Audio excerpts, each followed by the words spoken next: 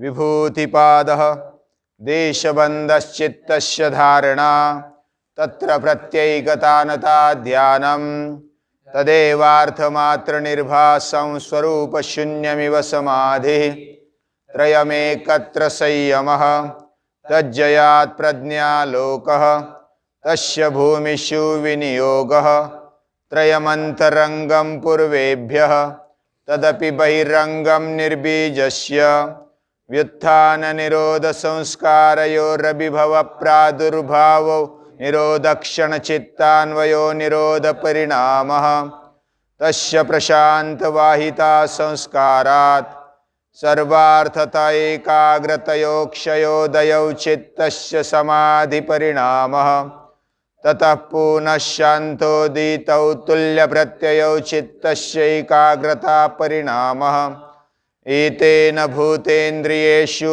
धर्मलक्षणावस्था परिणामा व्याख्याता शान्तोदिताव्यपदेश्य धर्मानुपाति धर्मे क्रमान्यत्वं परिणामन्यत्वे हेतुः परिणामत्रयसंयमादतीतानागतज्ञानं शब्दार्थप्रत्ययाणामितरेतराध्यासात् संकरस्तत्प्रविभागसंयम सर्वभूतर्तज्ञानं संस्कारसाक्षात्करणात् पूर्वजातिज्ञानं प्रत्ययस्य परचित्तज्ञानं न च तत्सालम्बनं तस्या विषयीभूतत्वात् कायरूपसंयमात् तद्ग्राह्यशक्तिस्तम्भे चक्षुप्रकाशा संप्रयोगे अन्तर्धान सोपक्रमं निरुपक्रमं च कर्म तत्संयमादपरान्तज्ञानमरिष्टेभ्यो वा मैत्र्यादिषु बलानि बलेषु हस्तिबलादीनि प्रवृत्त्यालोकन्यासात् सूक्ष्मव्यवहितविप्रकृष्टज्ञानं भुवनज्ञानं सूर्ये संयमात् चन्द्रे ताराव्यूहज्ञानं ध्रुवे तद्गतिज्ञानं नाभिचक्रे कायाव्यूहज्ञानं कण्ठकूपे क्षुत्पिपासा निवृत्ति कुर्मनाड्यां स्थैर्यं मूर्ध्वज्योतिषि सिद्धदर्शनं प्रातिभाद्वा सर्वं हृदये चित्तसंवेत् सत्वपुरुषयोः रत्यन्ता संकीर्णयोः प्रत्यया विशेषो भोगः परार्थत्वात् स्वार्थसंयमात् पुरुषज्ञानं ततः प्रातिभश्रावणवेदनादर्शास्वादवार्ता जायन्ते ते समाधा उपसर्गा व्युत्थाने सिद्धयः बन्धकारणशैथिल्यात् प्रचारसंवेदनाच्च चित्तस्य परशरीरावेशः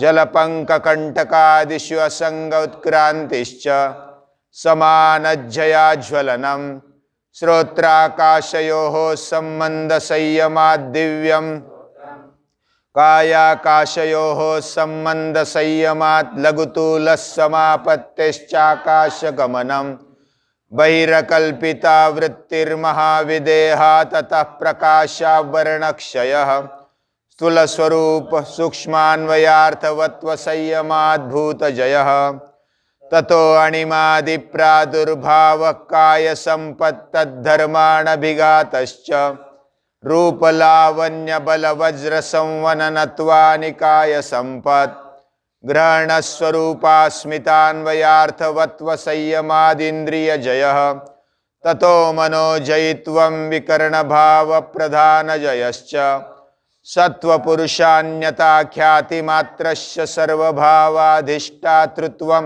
सर्वज्ञातृत्वं च तद्वैराग्यादपि दोषविजक्षये कैवल्यं स्थान्योपनिमन् संगस्मयाकरणं पुराणनिष्ठप्रसङ्गात् क्षणतत्क्रमयोः संयमात् विवेकजं जातिलक्षणदेशैरन्यथा नवच्छेदात् तुल्ययोस्ततः प्रतिपत्ति तारकं सर्वविषयं सर्वथा विषयम् अक्रमं चेति विवेकजं सत्वपुरुषयोः शुद्धिसाम्ये कैवल्यमिति इति पतंजलि विरचिते योगसूत्रे तृतीयो विभूतिपादः।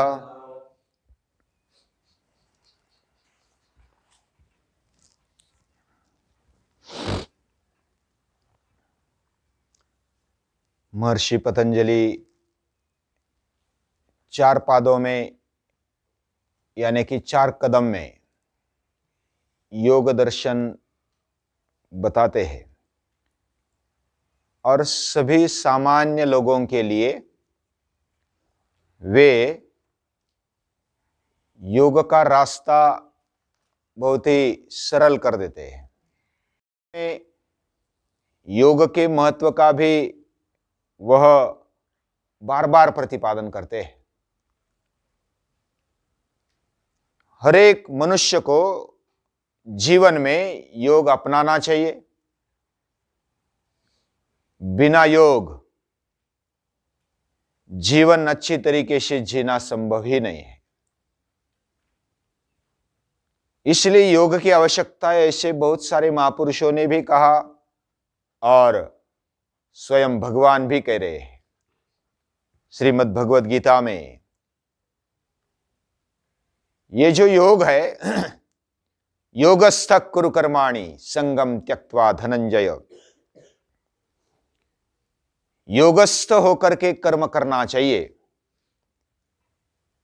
और कर्म करना ही हमारे हाथ में है। कर्मण्येवाधिकारस्ते मा फलेषु कदाचन, फल की इच्छा न करते हुए कर्म करना चाहिए, लेकिन योगस्थ होकर कर्म करना चाहिए।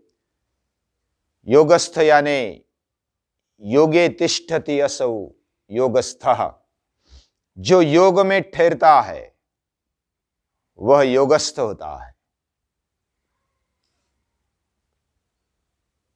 महापुरुष कहते हैं जो ठहरा है वह योगी है, जो बह गया सो भोगी है। जीवन में ठहरने के लिए, स्थिर और बहुत ही दृढ़ता से ठहरने के लिए योग की आवश्यकता होती है। और उसका महत्व बताने के लिए अगर सबसे बढ़िया पाद कौन सा है तो वह विभूति पाद है। विभूति यानी ऐश्वर्य, विभूति यानी विशेष प्रकार से जो हमें वैभव मिला वह योग के द्वारा कैसे मिलता है, ये महर्षि पतंजलि बताते हैं। हमें जो भी सृष्टि में और हमारे जीवन में योग और जो भी वैभव मिला वह योग से ही मिला है। यानी कि भगवान हमारे साथ है इसलिए मिला है, सृष्टि में भगवान बसा है इसलिए मिला है।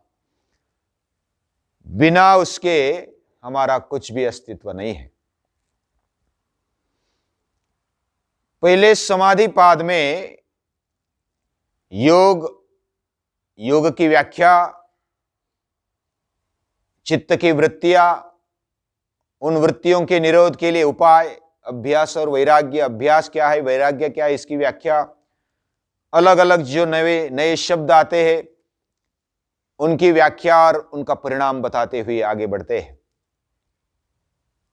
तो अभ्यास और वैराग्य से समाधि प्राप्त होती है और अलग अलग समाधियों का वर्णन, उसमें कैसे बने रहना है ये भी बताया, अलग अलग उपाय बताए, अंतराय बताए और समाधि के अलग अलग प्रकार पहले पाद में बताए। साधन पाद में क्रिया योग बताया और क्रिया योग से अष्टांग योग तक कैसे आना है वो भी बताया। अष्टांग योग में प्रत्याहार तक साधन पाद में बताकर फिर धारणा, ध्यान और समाधि ये विभूति पाद में बताया है। एक स्थान में अपने चित्त को बनाए रखना, एकाग्र करना, यह धारणा है। उसकी निरंतरता बनाए रखना यह ध्यान है। उसकी एकतानता बनाए रखना यह ध्यान है। और उस ध्यान को अगर और लंबा कर दिया, उसकी प्रैक्टिस करते करते, अभ्यास करते करते अर्थमात्र हम रह गए, स्वरूप की शून्यता हो गई, तो वह समाधि है और वही सच्चा बढ़िया ध्यान माना जाता है।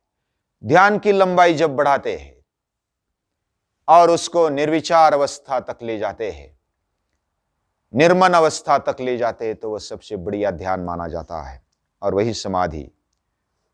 ये तीनों मिलकर संयम होता है, और तीनों मिलकर जब संयम होता है तो प्रज्ञालोक प्रकाशित हो जाता है। यानी हमारे अंदर की बुद्धि प्रकाशित हो जाती है, उसको ही प्रज्ञालोक कहते हैं। और जब हम प्रज्ञा अच्छी प्राप्त करते हैं, उसका प्रकाश हमारे जीवन में आ जाता है, तो हम हमारे जीवन को कैसे जिए, अच्छी तरीके से नियोजन विनियोग कर पाते हैं। और अभी तक जो बताए धारणा, ध्यान और समाधि, वो पहले बताए हुए यम, नियम, आसन, प्राणायाम, प्रत्याहार का अंतरंग है, धारणा, ध्यान और समाधि। और जब निर्बीज समाधि तक जाते हैं तो ये धारणा, ध्यान और समाधि वो बहिरंग है। अभी ये बताकर, यानी पहले पूरा चित्र खड़ा कर दिया और उसके बाद चित्त पर कैसे कैसे परिणाम होते हैं ये बताया। हमारा चित्त कचरे से भरा हुआ है, तो वित्थान अवस्था से लेकर के जब वित्थान संस्कार कम होते जाते हैं, उसका अभिभव होता है और नए जो निरोध संस्कार है वो खड़े हो जाते, प्रादुर्भाव हो जाता है, तो उसको निरोध परिणाम बोला गया है। और वही आगे आकर धर्म संस्कार के रूप में उसको बताया। जब ये निरोध संस्कार निर्माण होते रहता है तो एक प्रशांत वाहिता रहती है, जैसे दिया जलता है। यथा दीपो निवातस्थो नेंगते सोपमा स्मृता योगिनो यत चित्तस्य। जो प्रयत्न करने वाला योगी है वो जैसे कुछ रूम में अगर दिए को जलाया, कुछ पवन का झोंका नहीं आ रहा है, तो ये दिया वो जलते रहता है, उसकी प्रशांत वाहिता बन जाती है। लेकिन उसमें नई ज्योत प्रकट होते रहती है और पुरानी ज्योत उसका अभिभव और प्रादुर्भाव होते रहता है।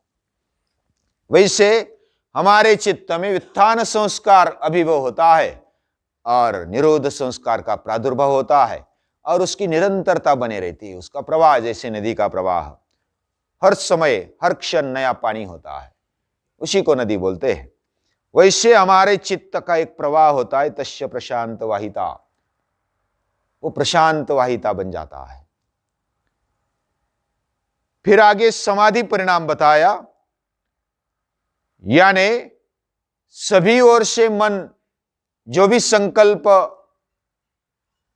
विकल्प के रूप में पहले आए थे उसको संकल्प के रूप में बदल दिया और एक जगह पर अपने चित्त को स्थिर कर दिया।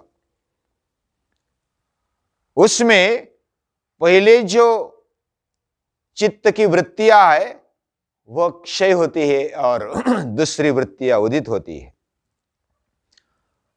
और उस क्षय और उदय ये हमेशा चलते रहते हैं। जैसे हमारे खून में पुरानी पेशियां, पुरानी कोशिकाएं मरते रहती है और नई कोशिकाएं जन्म लेती है और हम जिंदा बने रहते हैं। ये निरंतर चलता है, क्षय और उदय। जैसे सूर्य का अस्त होता है और फिर उदय होता है, तो निरंतर दिन क्रम चलते रहता है। उसी प्रकार ये समाधि परिणाम है, और समाधि परिणाम में सर्वार्थता है। ये पूरा व्यापकता से वो चित्त देख पाता है। उसका क्षय, पुराने संस्कारों का क्षय, नए संस्कारों का उदय होते रहता है। और उसके बाद जब अच्छे संस्कार या तो जो ऊंचे लेवल के संस्कार हमारे चित्त पर होते हैं, चित्त में बने रहते हैं, तो उसकी वो शांत होते हैं। और फिर नए उदित होते हैं, पहले शांत होते, स्थिर होते, फिर नए उदित होते हैं। शांतोदित वो तुल्य प्रत्यय होते हैं। यानी ऊंची लेवल पर बने रहने के लिए यह शांत और उदित भाव वो महत्वपूर्ण होता है। जैसे शुरुआत में हमने ईंधन लिया, यानी लकड़ियां, काष्ठ ले लिया और उसको जलाया। पहले तो थोड़ी गीली थोड़ी कचरे भरी होती है, उसको जलाया। जलाने के बाद पहले धुआं ज्यादा होता है, अग्नि प्रकट होता है, और फिर धुआं जैसे जैसे उसमें अग्नि का प्रमाण बढ़ता है, थोड़ा तपता है काष्ठ या तो ईंधन, तो धुआं कम होते जाता है, अग्नि प्रज्वलित होते जाता है, और फिर पूरा अग्नि भड़क जाता है, धुआं बिल्कुल कम हो जाता है।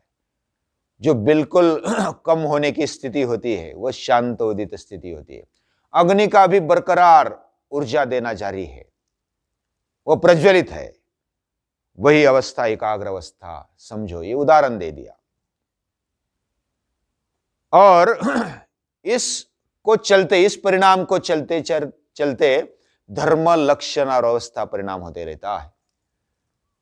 धर्म संस्कार निरोध परिणाम को समझो, समाधि परिणाम को लक्षण परिणाम, और जो अवस्था परिणाम है, बने रहने की जो स्थिति है, समझो कि एकाग्रता स्थिति बने रही है, वो लगातार बने रहती है, तो वो एकाग्रता परिणाम है, वो अवस्था परिणाम है। उसकी अवस्था बनी रही है, उसमें से अंतराय निकल गए, उसमें से जो भी विक्षेप है वो भी कम होते गए, और वो लगातार स्थिति बनने की जो अवस्था है वो अवस्था परिणाम है, वही एकाग्रता परिणाम है। और ये जो शांत उदित जो भाव है हमारे चित्त पर होने वाले, यानी शांत हो गए जो भूतकाल में चले गए, जो उदित हो गए वो वर्तमान में चल रहे हैं, और अव्यपदेश यानी आगे आने वाले हैं, लेकिन सुप्त रूप में हमारे अंदर है। वह जो भाव है, वह जो धर्म है, उसका अनुपात, उसका जो सदैव वर्षा होते रहता है, वह धर्मी पर होता है। और इसलिए हम अनेक स्मृतियां एक साथ समझ में लेते हैं, और हमारा चित्त जिस स्मृति को बनाए रखता है, जिस संस्कार को बनाए रखता है, लेता है, वह पकड़ने के लिए, उस चित्त को भी पकड़ने के लिए धर्मी होता है। यानी ये फाउंडेशन है, हमारी आत्मशक्ति है। और ये जो परिणाम त्रय पर अगर संयम होता है तो अतीत और अनागत का ज्ञान हो जाता है, ये सिद्धियां मिलने लगी। फिर जब शब्द अर्थ और उसके प्रत्यय पर हम एकाग्र होते हैं, संयम करते, धारणा ध्यान और समाधि उधर लगा देते हैं, तो सर्वभूत तक ज्ञान, उसके शब्दों का, उनके शब्दों का ज्ञान होता है, सभी प्राणी मात्राओं के। और जब संस्कार पर हम एकाग्र होते हैं तो पूर्व जाति ज्ञान हो जाता है, पूर्व जन्म का ज्ञान हो जाता है, चित्त का साक्षात्कार हो जाता है। अपने चित्त को हम पहचानने लगते हैं तो दूसरे का चित्त भी हम पहचानने लगते हैं, परचित्त ज्ञानम। और जब चित्त का ज्ञान होता है तो उसके आलंबन के साथ ही होता है, उसने क्या पकड़ा है, कौन सी वृत्तियां उसमें बने रही है, उसका ज्ञान भी होता है, लेकिन उसके लिए साधना की आवश्यकता होती है। फिर काया और रूप पर संयम करने से, और उसके साथ साथ जब आंखें और उसका रूप और उसकी जो प्रकाश की जो संलग्न होने की अवस्था है, उस पर संयम करते हैं तो अंतर्धान कैसे हो जाता है, ये महर्षि पतंजलि बताते हैं। अलग अलग जो तुरंत फल देने वाले, देर से फल देने वाले ऐसे जो कर्म होते हैं, उस पर अगर संयम करते हैं तो जो अंतिम तक, सभी ओर से अंतिम तक का ज्ञान हो जाता है, यानी कि जो भी अंतराय बीच में आता है उसके उस पार का ज्ञान भी हो जाता है। ये चित्त इतना दूरदर्शी हो जाता है। अभी अलग अलग बलों में, मैत्री करुणा आदि में अगर हम संयम करते हैं तो अलग अलग बल प्राप्त होते हैं। उसमें हाथी का बल भी प्राप्त होता है, हाथी का बल सबसे बढ़िया माना जाता है। और जब हम हमारी प्रवृत्ति को प्रकाश की ओर ज्यादा आकर्षित करते हैं या तो उधर लगा देते हैं, तो जो सूक्ष्म, अति सूक्ष्म और जो व्यवधान के उस पार या तो दुनिया के उस पार भी अगर कुछ ज्ञान है तो वो भी मिल जाता है। सूर्य पर संयम करने से भुवनों का ज्ञान होता है। चंद्र पर संयम करने से तारा व्यूह की रचना कैसी, इसका भी ज्ञान हो जाता है।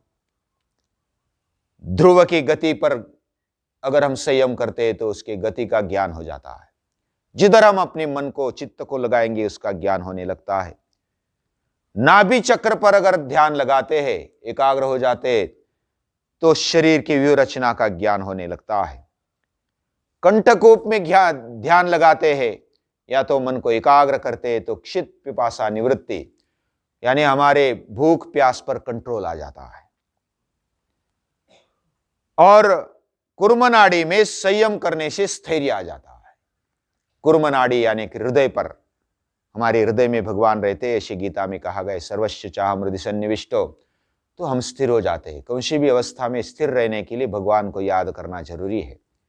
भगवान को याद करो, सुख में करो, दुख में करो, कौन से भी प्रसंग में करो, वही हमारा अंतिम स्थान है, अंतिम गंतव्य है, वही हमारा साथी है, सच्चा साथी है।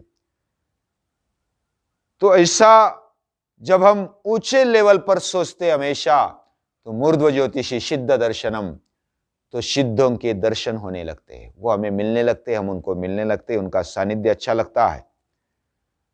जो प्रतिभा अगर खुल जाती है, हमारी प्रतिभा पर संयम करते हैं तो सभी ज्ञान हो जाता है। जो भी ज्ञान हमें होना चाहिए वो सब होता है।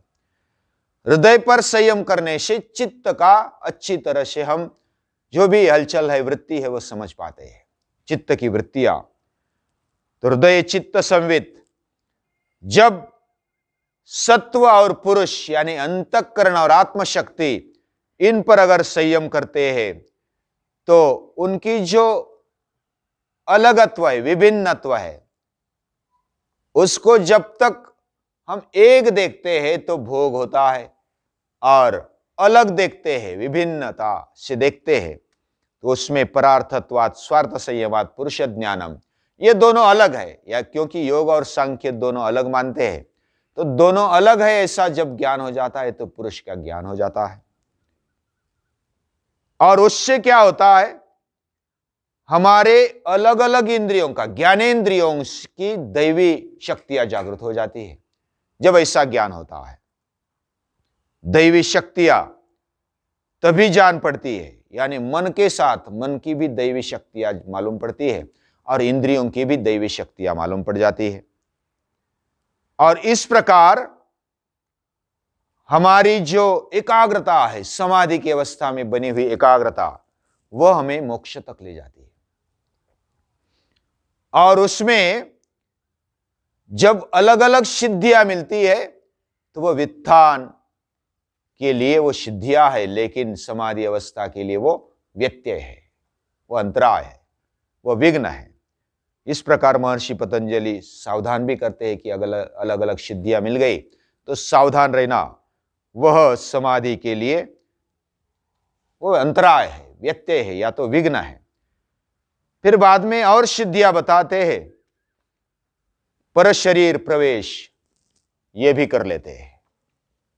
उसके साथ साथ जब हम और अलग अलग जगह पर हमारे चित्त को एकाग्र करते हैं, उसका संयम करते हैं, तो उदान जय, उससे जल पंक कंटक आदि, उसमें असंग की भावना, यानी कि उधर से कैसे बचा जा सकता है, इसकी सिद्धि हमें मिल जाती है। यानी पानी में, कांटों में, या तो अलग अलग ऐसे विघ्नों में कैसे बनाया जा, हमें बने रहना है, इसका अभ्यास इधर हो जाता है। समान जैसे ज्वलन, यानी हम अपने आप को तपा सकते हैं। जैसे हमने ज्ञानेश्वर महाराज का उदाहरण देखा था कि पीठ पर वो मांडे किए। फिर हमारा जो श्रोत्र है यानी कान है, कान और आकाश पर संयम करने से दिव्य श्रोत्र हमें मिल जाता है, यानी हम दिव्य वाणी सुन सकते हैं, भगवान की वाणी सुन सकते हैं। काया यानी शरीर और आकाश पर अगर संयम करते हैं, उनके संबंध पर संयम करते हैं, तो हमारा शरीर हल्का हो जाता है और आकाश गमन करने लगते हैं। और जब हमारी वृत्ति महाविधेय बन जाए तो प्रकाश का आवरण निकल जाता है। यानी जब वैराग्य की परिसीमा हमारे जीवन में आ जाए तो हमारे चित्त पर जो प्रकाश के ऊपर जो प्रकाश का आवरण यानी कि कचरा आया हुआ है उसको हम हटाने के लिए सक्षम बन जाते हैं और वैसी स्थिति बनती है। स्थूल के स्वरूप पर सूक्ष्म स्थूलता और सूक्ष्मता ये दोनों पर संयम करते हुए जो स्थूल पंचमहाभूत है, पंचतन्मात्रा है, सूक्ष्मता की तरफ जाते जाते अंतःकरण तक चले जाते हैं तो भूत जय यानी कि प्राणी मात्रों पर और पूरे पंचमहाभूतों पर जय मिलने लगता है। इसको भूत जय बोलते हैं।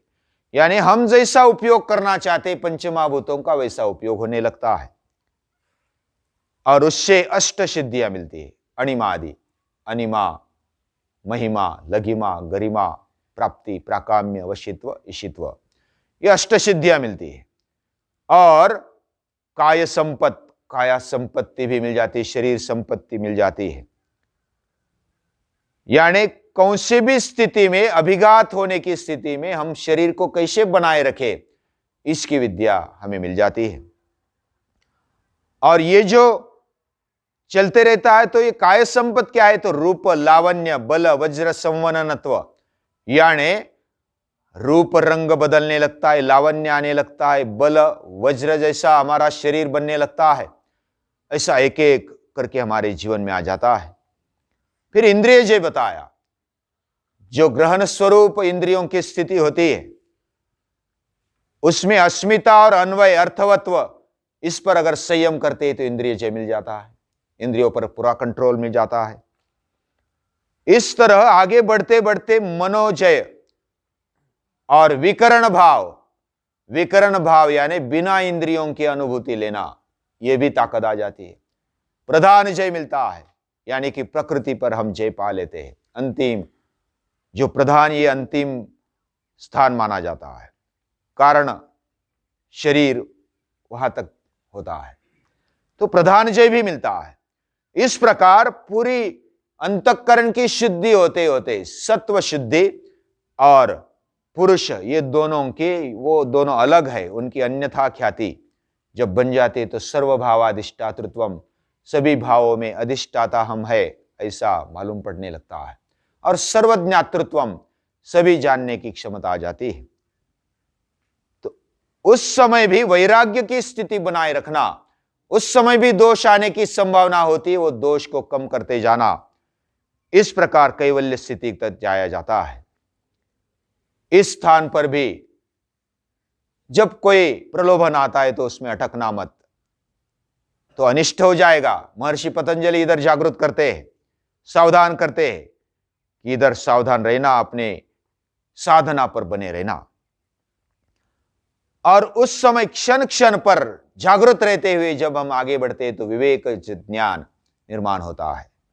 विवेक से जन्मा हुआ जो ज्ञान है उसमें जब हरेक जन्म में, हरेक जिधर भी हम लक्षणों पर या तो कोई भी स्थान पर जिधर हम अपने चित्त को लगाना चाहते हैं उधर लगा देते हैं और उधर समाधि बन जाती है। और यह स्थिति हमारे जीवन के लिए तारक बन जाती है, तारने वाली बन जाती है। सभी विषय पर सभी ओर से हम उसको जानते हैं और अक्रम से यानी कि बिना क्रम, पहले तो क्रम लगता है कि ये ऐसा ऐसा ऐसा, लेकिन जब उसमें सहजता, साधना में सहजता होती है तो हम पूरा विषय एक समय में जान लेते हैं। जैसे विवेकानंद जी पूरे पत्ते को एक साथ पढ़ लेते थे, पन्ने को। और अक्रम यानी उनके लिए क्रम की आवश्यकता नहीं है, इतनी वो एकाग्रता साध लेते हैं और उससे विवेकज ज्ञान होता है।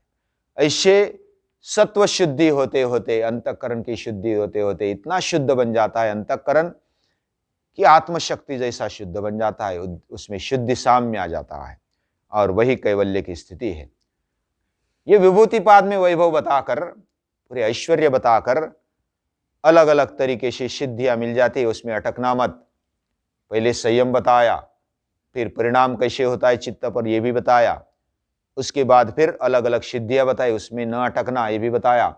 अंतिम आत्म साक्षात्कार तक कैसे जाना, कैवल्य स्थिति तक कैसे जाना, और सावधानी से जाना, एकाग्रता से जाना, ये बताकर विभूतिपाद का समापन किया है। महर्षि पतंजलि को नमस्कार।